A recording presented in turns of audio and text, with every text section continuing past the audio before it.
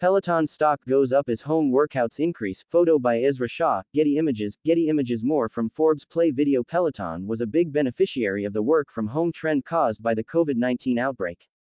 During the beginning of the virus outbreak, gyms were closed and people who enjoyed a good workout didn't have an outlet. Many turned to Peloton. It had a cool, hip, upscale feel to it, and much better than the old school stationary bike that your dad had in his basement. Peloton stock went from around $23 a share pre-pandemic to about a high of nearly $160, only to drop down to $37. In real dollars, the company's stock valuation crashed from roughly $50 billion a year ago to around $8 billion last week. The shares rose recently, in response to potential suitors, Amazon, Apple and Nike, purchasing the company. The rollercoaster ride was due to the initial infatuation of the bike and the star trainers who motivated riders, and then later, as the economy opened, there were more options available, including gyms, fitness centers and other activities. This started the beginning of the end of Peloton's winning streak. CNBC reported on Tuesday that Peloton slashed its financial outlook for the full year after the company announced CEO John Foley will be stepping down, as part of a broader restructuring of the business. The company anticipated revenue up to $4.8 billion, and now hopes for $3.7 billion or so in 2022. Peloton is replacing Foley and cutting about 20% of its workforce, which would be about 2,800 employees. Layoffs begin Tuesday and adversely impacted employees will receive a one-year digital subscription to Peloton, as part of their severance package. We are equipping every team member leaving Peloton with helpful tools to make them as comfortable as possible as they explore their career path post-Peloton, while the ousted CEO dropped $55 million on an East Hampton estate, the New York Post wrote. The Verge said about the layoffs, "It's not all that surprising that Foley and Peloton handled the employee firings in such a stunningly out-of-touch way.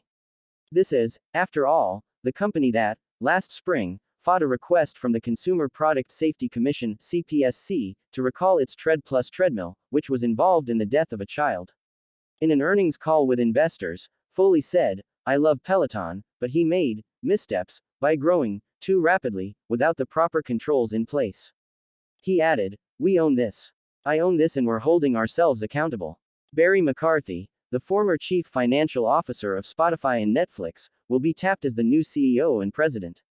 Peloton's board of directors is getting two new directors, Angel Mendez, a former executive at Cisco, and Jonathan Mildenhall, a former chief marketing officer at Airbnb. Foley led Peloton for 10 years, since its beginning, as a co-founder. He'll remain at the company serving as executive chairman. One of the drivers for the switch was due to a slowdown in demand, which then caused the once iconic bike's stock market value to plunge in value. Wall Street is clamoring for beat-up Peloton to be sold to Apple, Amazon, Nike or anyone else with deep pockets. A challenge for any potential suitor is that the board is believed to be cushy and pro-Foley. The Wall Street Journal reported, any deal would likely require Mr. Foley's support, as he and other insiders have shares that gave them control of more than 80% of Peloton's voting power as of September 30, according to a securities filing. In an internal message to employees, Foley wrote, "For our North American team members who are impacted today, I want to share some of the things we are doing. These action items include the following. Cash compensation. We will be offering a meaningful cash severance allotment to impacted team members, based on job level and tenure with Peloton. Equity. We'll be extending equity vesting periods for team members through the end of February. Healthcare. We'll extend healthcare coverage for those currently enrolled in our benefits, as well as benefits through Lyra, for a period of time. Career services. We're offering career services through RiseSmart, a leading third-party vendor. This includes transition services, dedicated one-on-one sessions, a certified resume writer, job leads and career tools. Through this vendor, we'll also be providing the option to voluntarily opt into a talent directory, which will showcase our incredible talent to leading employers. Membership. The Peloton monthly membership will be complimentary for impacted team members for an additional 12 months.